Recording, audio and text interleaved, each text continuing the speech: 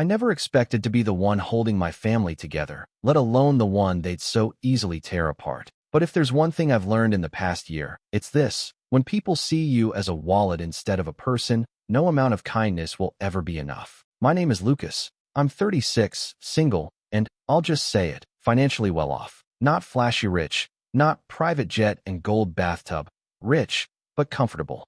I run my own business, a mid-sized logistics company I built from the ground up after college. It took a lot of sleepless nights, terrible takeout, and setbacks that nearly broke me, but I made it work. And over the past decade, it's turned into something I'm proud of. I don't flaunt it. No designer suits or lumbos. Just clean clothes, a decent house, and the peace of mind that I can take care of the people I love, which is what I've always tried to do. My dad, Raymond, is 67 now. Tough old guy, retired firefighter. Raised us with firm discipline and softer eyes than he'd like to admit. He did his best after Mom passed away from cancer when I was 19. My brother, Derek, was only 15 at the time, and the two of them clung to each other in ways I sometimes envied. Derek was always the golden child, not necessarily because he deserved it more, but because he was the one who needed more. Or maybe that's just what I kept telling myself whenever things felt unfair. Derek, now 32, married young. His wife, Kayla, came into the picture when he was barely 23. She was sharp-tongued, pretty in that magazine cover kind of way, and clearly used to getting what she wanted. I remember meeting her at a barbecue Dad hosted when they were still dating. She barely looked me in the eye, and when she did, there was this flicker of assessment, like she was calculating whether I was worth impressing. Spoiler alert, I wasn't. Not in her world. They got married within the year. Had twin boys not long after.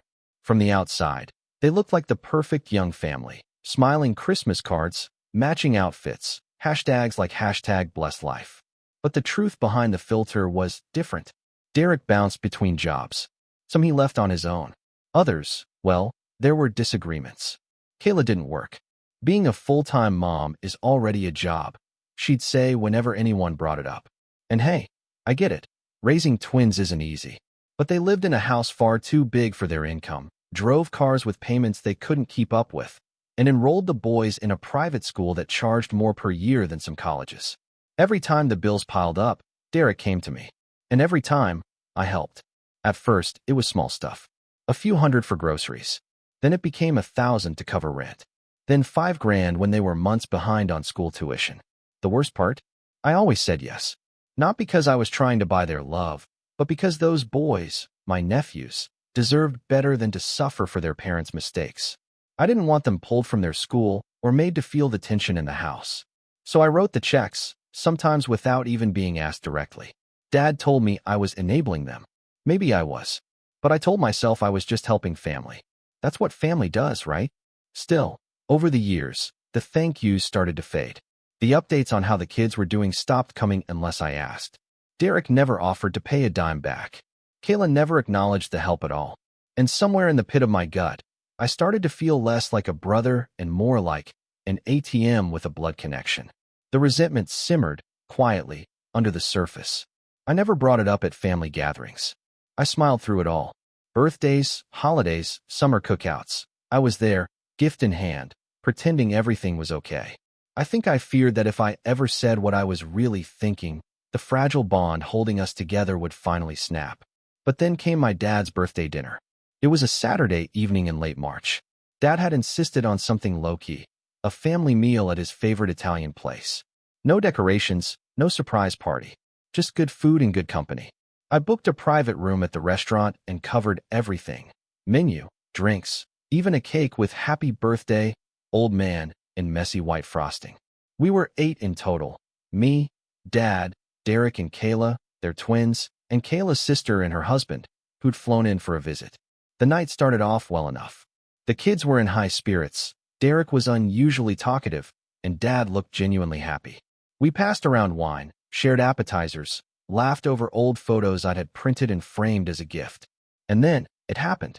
We were midway through the main course when Kayla leaned back in her chair, sipped her wine, and let out a casual little laugh.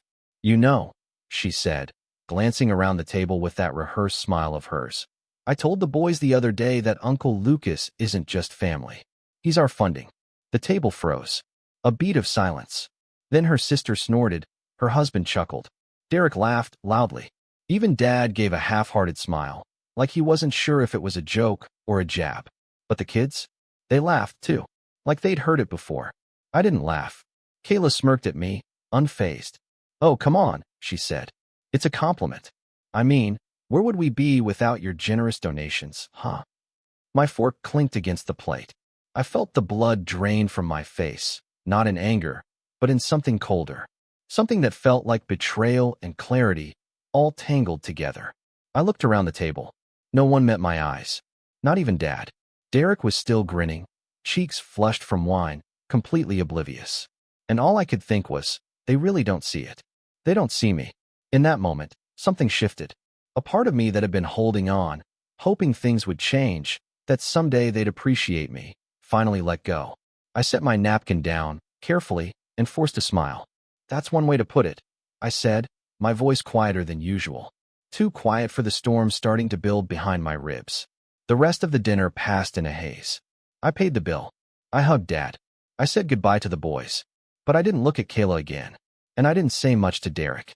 I drove home in silence, the hum of the tires louder than the thoughts running through my head. I didn't sleep that night. Not really. I kept replaying her words. "You're not family. You're our funding." And the worst part? She wasn't wrong. That's exactly how they saw me. Not as a brother. Not as a son. Not as an uncle. Just as a walking, talking tuition payment. That next morning, with a tight chest and steady hands, I opened my laptop, logged into the school's online portal, and I made a decision. I was done. I stopped the automatic payments. Drafted an email to the school's finance office. Polite. Professional. But final. I woke up Monday morning to 10 missed calls and a string of unread texts, all from Derek. I didn't even need to open them to know what they were about. I stared at my phone while the screen lit up again, his name flashing like a warning light. I let it go to voicemail. Then came Kayla. One message after another. Her texts didn't start with "Hi" or "Can we talk?" No, they started with "What did you do?" and escalated quickly. Her tone shifted from confusion to accusation in the span of an hour. At one point, she wrote, "The boys are scared, Lucas. They don't understand why they can't go to school today. Do you even care?" As if I was the one who dropped the ball. As if I was punishing two innocent kids instead of finally taking my hand off a sinking ship. It wasn't that I didn't care. I did. That was the problem. By noon, my dad called. He rarely ever calls. He prefers texts unless something serious. I answered this one. His voice was heavy, that low rumble he uses when he's already tired of the drama. "Lucas," he sighed. "Why didn't you say something?" I took a breath, then another. "Because I didn't think anyone would listen. You could have told me you were feeling taken advantage of." "I didn't feel taken advantage of, Dad. I was taken advantage of." He went quiet. I could hear the TV in the background, probably one of those game shows he leaves on for background noise. "It's just the kids. They don't deserve this." "I agree," I said. "But maybe this is what it takes for their parents to finally grow up." Dad didn't argue. He just muttered something about hoping it wouldn't get ugly and hung up. But it did get ugly. By Tuesday, Kayla had made it her personal mission to turn the entire family against me. Her sister posted a cryptic Facebook status about how some people only give so they can take it back and play victim. A few cousins, ones I hadn't spoken to in months, started liking and commenting on it. My aunt called to ask if everything was okay between me and Derek. When I explained the situation, she clicked her tongue and said, "Well, that's family, Lucas. You don't just turn off support like a faucet." But that's exactly what I did. And it wasn't just the tuition. I canceled the monthly transfers I had set up to help them with utilities. The grocery app I'd been using to send food deliveries to their house. Gone. The gas cards I'd occasionally mail to Derek with a little note that said "just in case." Done. I pulled the plug on everything. For the first time in years, I made myself unavailable. And that's when the real masks came off. Derek showed up at my place that Friday. Unannounced. I was working from home, answering emails at the kitchen counter when I heard the furious pounding at the door. I knew it was him even before I opened it. Something in the rhythm, too fast, too loud, sounded like desperation mixed with entitlement. He didn't even wait for a greeting. "You just cut us off," he said, storming past me into the living room like it was still his space. I shut the door behind him and followed slowly. "You could have called first." "I did call," he snapped, throwing his arms up. You ignored me. I didn't ignore you. I just didn't want to talk until you calmed down. Oh, I'm calm, he said, his eyes wild. Kayla's the one losing it. That's funny, I muttered. She seemed pretty composed when she made that joke at dinner. Derek flinched. It was a joke. No, Derek. It was how she really feels. And you laughed. The kids laughed. So clearly, it's something they've heard before. He looked away, chewing on the inside of his cheek. You're being sensitive. I let that one sit in the air for a moment. Just hovered there between us like smoke. Do you even realize how much I've given you? I asked quietly. Do you know how many months I paid your mortgage when you didn't even ask?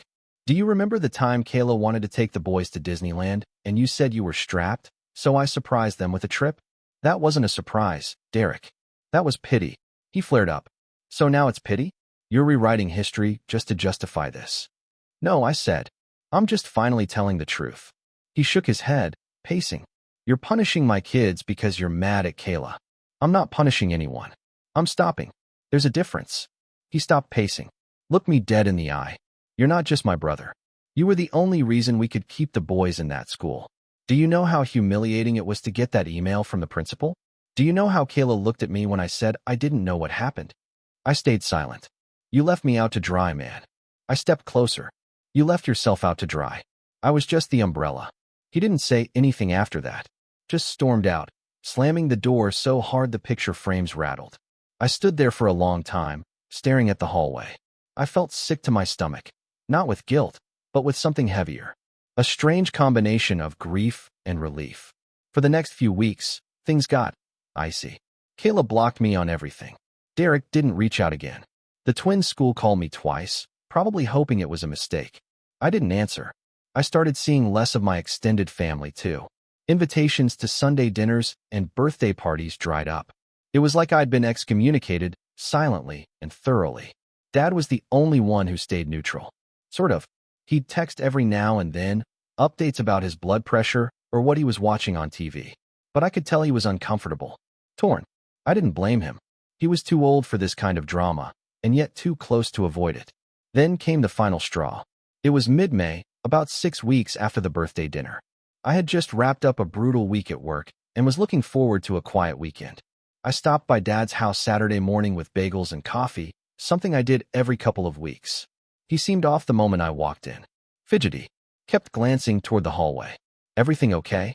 I asked, setting the bag down on the counter. He hesitated, then motioned for me to sit. I wasn't going to tell you, he said. But you're going to find out anyway. I stiffened. Find out what? He sighed, rubbed the bridge of his nose. Derek, they're moving in here. Temporarily. I blinked. What? They're selling the house. Can't afford it anymore. The boys are transferring to public school. Things are tight. They asked if they could stay here for a couple of months. I stared at him. And you said yes. I didn't know what else to do, he said quietly. They're my son. My grandkids. And I'm not. Of course you are. But you're okay. You're doing fine. There it was. The sentence I'd always felt, but never heard out loud. You're doing fine, so you don't need me like they do. The unspoken rule of every family with uneven love. Whoever struggles the loudest gets the most hands. I stood up. Do they know I come here? He hesitated. I don't think Kayla cares. I scoffed. Right. I left without eating a single bite. Drove around for an hour. Aimless, my hands trembling on the steering wheel. I couldn't explain why it hit me so hard. Maybe it was the symbolism of it. Kayla, who mocked me, who never thanked me, who turned her kids against me with backhanded jokes, now sleeping under my father's roof. The same roof I paid off years ago when Dad's pension wasn't enough to keep up with the repairs. The same roof I put solar panels on, repainted, and renovated the kitchen in, all quietly, never asking for credit. I stopped visiting after that. Not out of spite, but out of self-preservation. And then, something happened that changed everything. I came home one evening in early June to find a letter taped to my front door. Not mailed. Not slid under the mat. Taped, like an angry roommate's passive-aggressive note. It was from Kayla. The letter was 2 pages long, handwritten in aggressive cursive. She accused me of abandoning the family, of weaponizing my money, of damaging her children's future. She said I was jealous of their bond with Dad, and that my bitter bachelor lifestyle had turned me cold. She ended the letter with a line I'll never forget. You're not part of this family anymore. You're just the guy who used to help. I sat down on my porch, letter in hand, heart pounding in my chest. And in that moment, something inside me snapped. I wasn't just done helping. I was done playing nice. I didn't tell anyone about the letter. Not Dad. Not my closest friend, Nate. I didn't post some cryptic quote on social media or rage text Derek. I didn't even rip it up. I just folded it neatly, placed it in a drawer with a stack of utility bills and tax documents, and let the silence settle. And that silence, it was deafening. For weeks, my phone stayed quiet.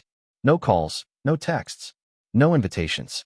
Not even the usual Happy Father's Day barbecue flyer from Dad. I scrolled through photos from previous years, grinning snapshots of Derek manning the grill, the twins playing tag, me holding a cold beer with one hand and Tons with the other. This year, there was nothing. No call from Dad. No, hey, we missed you. Just absence. Like I'd been quietly erased from the family group chat, and no one bothered to tell me. I didn't realize how much I'd been relying on those little traditions until they were gone.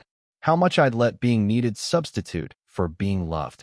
The truth was, I'd been buying my seat at the table for years, and now that I wasn't paying anymore, they'd simply pulled the chair out from under me. For the first time in a long while, I felt untethered. Work, once my safe zone, became harder to focus on. I missed meetings, forgot follow-ups, started waking up late, and skipping breakfast altogether. I'd always prided myself on discipline, but now even brushing my teeth felt like a task instead of a routine. The walls of my home, which I used to cherish for their peace and privacy, began to feel too still. The silence wasn't calming, it was accusing. I'd walk into the living room and swear I could still hear Kayla's voice from that dinner echoing in the back of my mind. You're not family. You're our funding. It ate at me. Every time I saw a parent walking their kids to school, I thought about the twins. Were they adjusting to public school? Were they struggling? Did they even ask about me? I wondered, late at night, if I'd done the right thing. And that's when it hit me. This was my rock bottom. Not some dramatic breakdown or public humiliation. Just the quiet, gnawing ache of realizing that I'd built my identity around people who never actually saw me, who only loved what I gave them, who smiled when I paid and turned away when I stopped. But here's the thing about hitting bottom. There's nowhere left to fall. So I started climbing. It didn't happen all at once. There was no Hollywood montage, no motivational speech in the mirror. Just small, intentional steps. First, I cleaned the house. Really cleaned it. I threw away old birthday cards from Kayla and Derek, outdated school photos I'd taped to the fridge, receipts from gifts I'd sent. I boxed up the clutter that had started to feel like evidence of my own desperation. Then I started walking every morning. At first it was just around the block. No headphones, no phone calls. Just the crunch of gravel underfoot and the sound of my own breathing. It became my ritual, my reset. Slowly, I added more steps, then hills, then trails. I'd come home sweaty, legs aching, but with a kind of clarity I hadn't felt in months. I reached out to people I'd neglected, old college friends, co-workers I used to grab lunch with, even Nate, who I hadn't talked to in nearly a year because I was always too busy helping family. We started meeting on Sundays for pickup basketball and beers after. No drama, no guilt trips, just laughter and trash talk and inside jokes that reminded me who I used to be before I became Uncle Lucas the Wallet. Professionally, I took a long, hard look at my company. I'd been coasting, managing things from a distance, letting middle managers handle the mess. But I realized I missed the hands-on part. The building, the solving. I revamped our operations, brought in a new logistics coordinator, and even started mentoring two younger guys who reminded me of myself at 25. Ambitious, scrappy, hungry to learn. Watching them grow reignited something in me. Pride, maybe. Purpose. And that's when the real shift happened. I started investing in me. I signed up for a business leadership retreat. Something I never would have bothered with before. Too expensive, too self-helpy. But it turned out to be one of the most eye-opening weekends of my life. I sat in a room full of strangers, most of them successful in their fields, and we talked about things I hadn't admitted even to myself. Fear, identity, boundaries. One guy, a tech entrepreneur from Seattle, said something that stuck with me. Love isn't what people say when they're holding a gift. It's what they do when you have nothing to give. It broke something open in me. I realized I'd been equating love with service, value with utility. I thought being the provider meant being indispensable. But really, it had just made me invisible. After the retreat, I came home with a plan. Not just to keep growing, but to protect my growth. To stop apologizing for saying no. To build relationships based on presence, not presence. I also started volunteering at a youth mentorship program once a week. The kids came from all kinds of backgrounds, some with stable homes, others not so much. But they listened. They asked questions. They showed gratitude.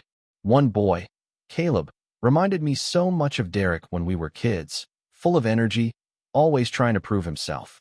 I started working with him on a science project, and he lit up when he finally got his makeshift volcano to erupt properly. That moment, his grin, his excitement, it meant more to me than every forced thank you card from my nephews combined. Funny how strangers can make you feel more like family than blood ever did. 3 months passed, then 4, and the silence from Derek's side remained unbroken. Until one Tuesday morning in early September, when my assistant buzzed into my office and said, Lucas? There's someone here to see you." I frowned. I wasn't expecting any meetings.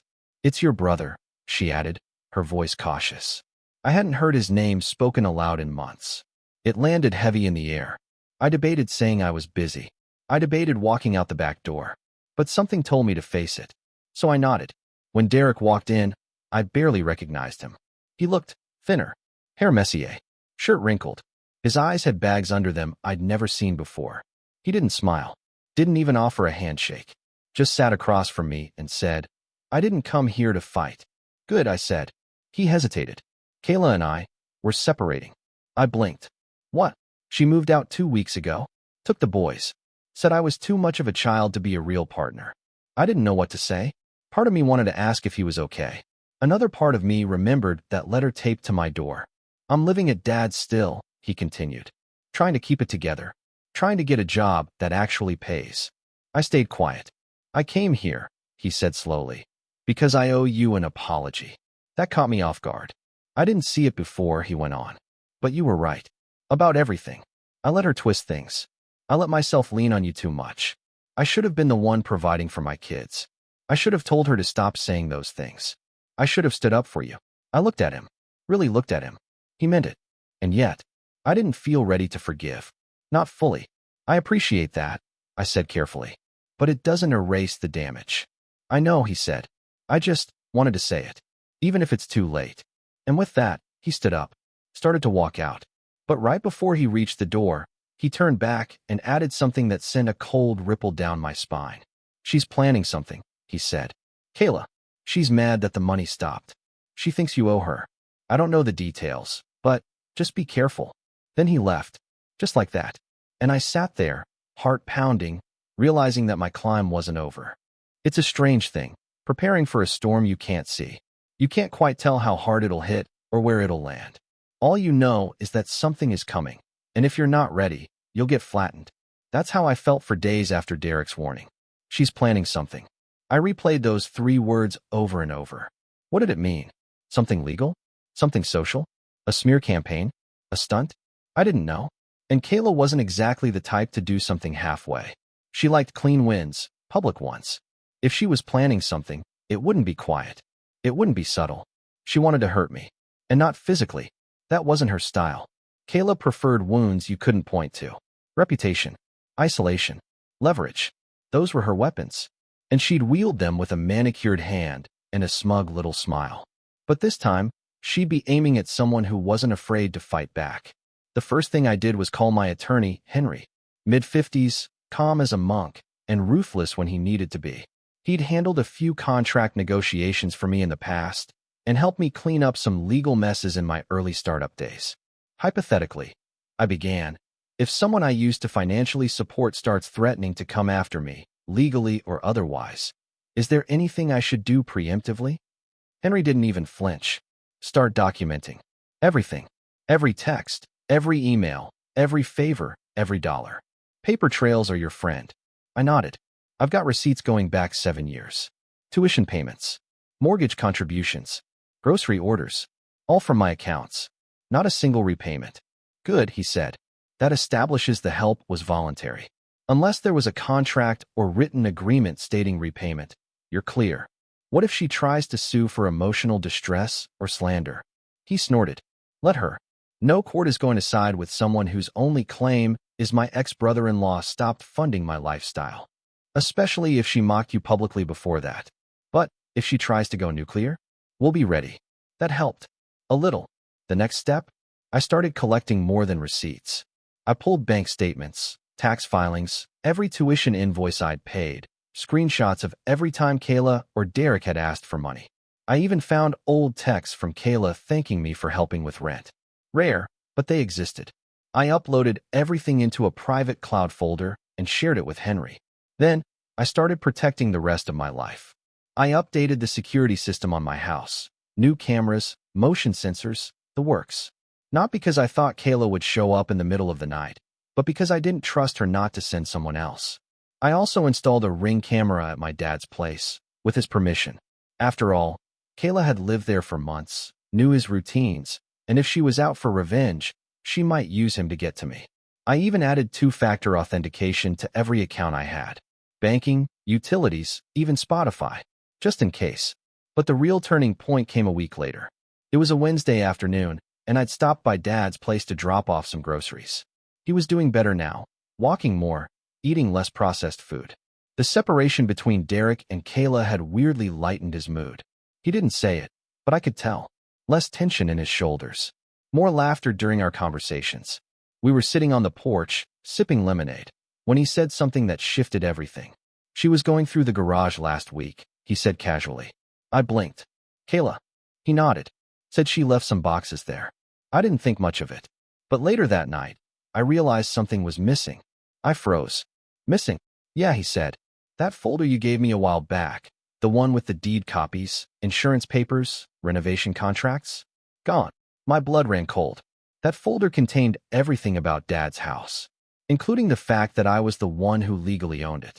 See, after Mom passed, Dad struggled financially. Pension wasn't enough. Property taxes were rising. The house needed major repairs, roof, plumbing, foundation work. He refused to sell it, but couldn't afford to fix it either. So I bought it. Quietly. Legally. On paper, it belonged to me. But I let him live there rent-free, under one condition. We never made a big deal about it. It was still his home. I hadn't thought twice about that arrangement. Until now. Are you sure it's gone? I asked. He looked troubled. I turned the garage upside down. It's not there. That's when I knew. Kayla had found out. She must have discovered the paperwork, realized the house was in my name, and taken the documents. What for? I didn't know yet. But it wasn't good. She's trying to build a case, I said out loud. Dad frowned. What kind of case? The kind that paints me as the villain. It made sense. If she could spin the story, turn me into the cold, calculating son who bought his father's house and used it to control the family, she could win sympathy. Maybe she wanted to claim I forced them out, that I used financial leverage to isolate them. Maybe she thought she could twist public perception, or worse, get a court to intervene somehow. I left Dad's house in a daze. I spent the entire drive home connecting dots. Why had she taped that letter to my door instead of sending a text? Because she wanted a scene. A paper trail. Something she could refer back to in a legal context. Why had she waited so long to make her next move after the birthday dinner? Because she'd been planning. Why had Derek come to warn me? Only now? Maybe he overheard something. Maybe he saw her packing the documents. It didn't matter. She'd declared war. So I started preparing for battle. The first thing I did was call my friend Jessie. She's a digital forensic specialist and runs her own tech firm. We hadn't talked in over a year, but when I told her what was going on, she didn't hesitate. I need help tracking activity, I told her. Social media mentions. Public records. Anything under my name that looks off. Got it, she said. Give me a week. While she worked behind the scenes, I started reaching out to people in Kayla's orbit. Quietly. Not to start drama, just to plant seeds. I called an old mutual friend of ours, Amanda, who used to be close with Kayla before the twins were born. She's been weird lately, Amanda admitted. Talking a lot about how men always use money to control women. About how she sacrificed her career for the family and got nothing in return. That was it. That was her angle. She wasn't just painting me as a manipulative brother-in-law. She was turning this into a gendered narrative. Playing the long-suffering mother, the betrayed wife, the woman who gave everything and got tossed aside. It was brilliant. And dangerous. Because people love a villain. And she'd chosen me. So I decided to beat her at her own game.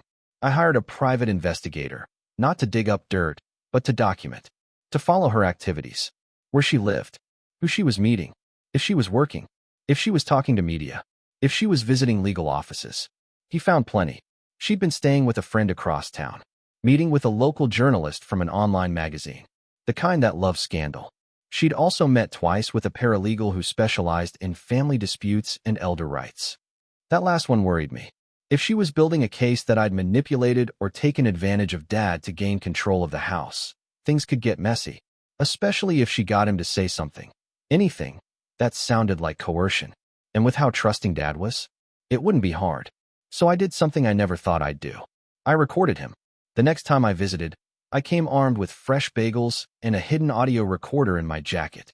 I casually brought up the house, the arrangement, the ownership. He confirmed everything. Freely, clearly, without pressure.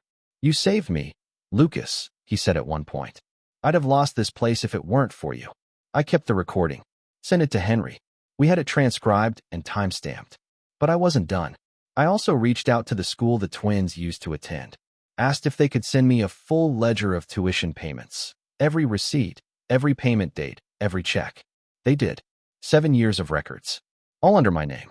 Then I contacted my accountant and asked for donation letters from every time I'd helped Derek with taxes, every time I'd gifted money under the legal threshold, every time I'd transferred funds directly to their mortgage provider. The stack of evidence was growing. And then, finally, Jessie called. "Lucas," she said, "you're going to want to see this." She sent me screenshots, Kayla's anonymous Reddit account, poorly masked, where she'd been posting in a popular legal advice forum under the name Tired Mama 83.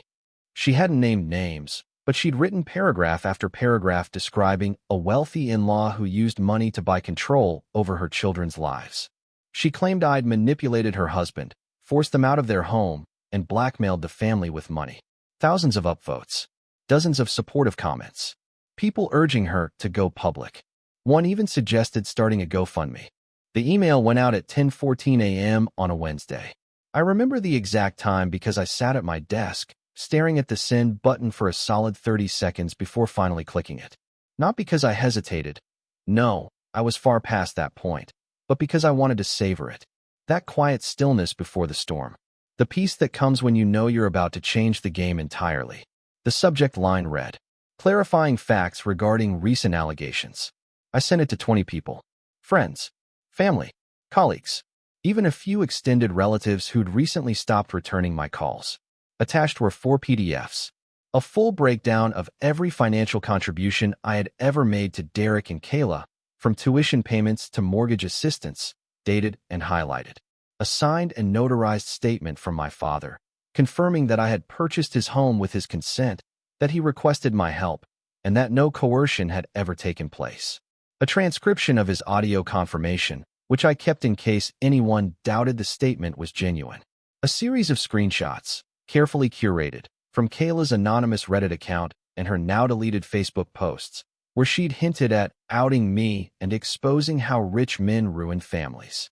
I didn't offer commentary. I didn't insult anyone. I simply stated, in light of recent rumors and misrepresentations, I thought it best to provide the full context. Please review the documents and make your own judgments. I have no interest in drama, only in protecting my name. It was surgical, clean, cold, and best of all, irrefutable. But that was just phase 1. Phase 2. That started an hour later, when I texted Kayla directly for the first time in months. "Since you've taken an interest in property rights, I thought you should be aware that as legal owner of Dad's house, I've decided to enforce the occupancy clause we agreed to when I purchased it. You have 30 days to vacate, effective immediately." I knew she was still technically listed under the address, even though she'd moved out. I also knew she hadn't updated her mailing address. That little oversight would prove critical, because when you're still listed as a resident in a home you don't own, and you've been publicly slandering the owner, it gets messy, legally messy. She didn't reply to the text. Instead, she called Derek. And Derek called me. His voice trembled when he spoke. "You're really kicking her out?" he asked. "She doesn't live there," I replied calmly. "But her name is still attached to the address. That's a liability I'm no longer willing to carry. But she's free to find her own place. I interrupted. Just like she asked you to do when she left. He went quiet. I'm not doing this to hurt anyone. I continued. I'm doing this to protect what's mine. What I've earned. What I've given. He sighed, defeated. She's losing it, man. She started it, Derek. I'm just finishing it. Click. No more phone calls after that. That night, I got a call from Amanda, the mutual friend I'd reconnected with during my intel gathering phase. You really did it, she said, almost in awe. People are talking. I figured they would. Kayla's trying to spin it, she added, saying you forged the documents, manipulated your dad. But no one's buying it. Not anymore. She's unraveling. Unraveling. That was a good word for it. By the end of the week, she'd taken down her Reddit account. The posts were archived, of course, but the original source was gone. Her Facebook went private. Then, completely dark. Whatever journalist she'd been working with backed off. Jesse confirmed that the article they'd been drafting had been paused indefinitely. I wasn't surprised. Facts have a funny way of disrupting narratives. But I wasn't done. Because even though Kayla's public crusade had crumbled, she still had one more avenue left. Legal. I needed to close that door permanently. So I filed a cease and desist through Henry's office. Formal. Precise. It outlined every false statement she'd made, the potential damage to my business reputation, and the legal consequences of further defamation. She received it 3 days later. This time, she did respond. Through a lawyer. I got a reply that essentially boiled down to, my client regrets any statements that may have been misinterpreted and agrees to refrain from any further public commentary on the matter. Which, in legal terms, is basically, please don't sue us. We surrender. I didn't reply. Didn't need to. Because the damage had already been contained. The truth had been documented. And my name? It was clean. The next month was quiet. Kayla officially removed her name from Dad's mailing address. She stopped showing up at the house entirely. Rumors slowed down, then stopped. The family members who had distanced themselves began reaching out again, some with apologies, others pretending they'd never doubted me in the first place. I didn't respond to most of them. Forgiveness was optional, and I was tired of handing it out like spare change. Derek, to his credit, began trying. Slowly, he started checking in on Dad more, picked up extra shifts, paid for his own groceries. He sent me a long email one day, a real apology this time. Not dramatic, not defensive, just raw. I see it now, he wrote. How much I leaned on you. How much I let her twist things. I don't expect you to forgive me, but I wanted you to know that I'm trying. I didn't write back right away. I let it sit for a week. Then I replied with one sentence. Trying is more than you've done in years. Keep going. We haven't fully repaired things. But there's a crack in the wall now. And sometimes, that's enough. As for Kayla, she faded. Whatever online community she tried to build stopped caring. Her GoFundMe. Yeah, she actually started one. Barely made it past $300 before the comments section turned against her. People posted my receipts. The PDFs. The audio transcript. She deleted the fundraiser. Moved across town. Last I heard, she was working part-time at a salon and trying to rebrand as a wellness coach. The irony isn't lost on me. But the real victory, the one that mattered, came months later. It was Thanksgiving. Dad hosted, as usual. Smaller gathering this time. Just me, Derek, the twins, and a couple of close friends. No extended family. No drama. No secondhand tension hanging in the air like smoke. After dinner, as we sat on the porch watching the last of the autumn leaves fall, Dad turned to me and said something I'll never forget. You gave us all a second chance, he said, by finally choosing yourself. I didn't respond right away. Just looked out at the yard. The same yard I'd helped him fix. The one I used to mow when I was 12, back when I thought family was something you earned by being useful. I sipped my coffee. I didn't want revenge, I said eventually. I wanted respect. He nodded. And now you have it. And I did. Not because I forced it. Not because I paid for it. But because I earned it. The storm had passed. The silence had returned. Only this time, it felt like peace. And as the sun dipped below the horizon and laughter echoed from inside the house, I knew something with absolute clarity. I had finally taken my seat at the table.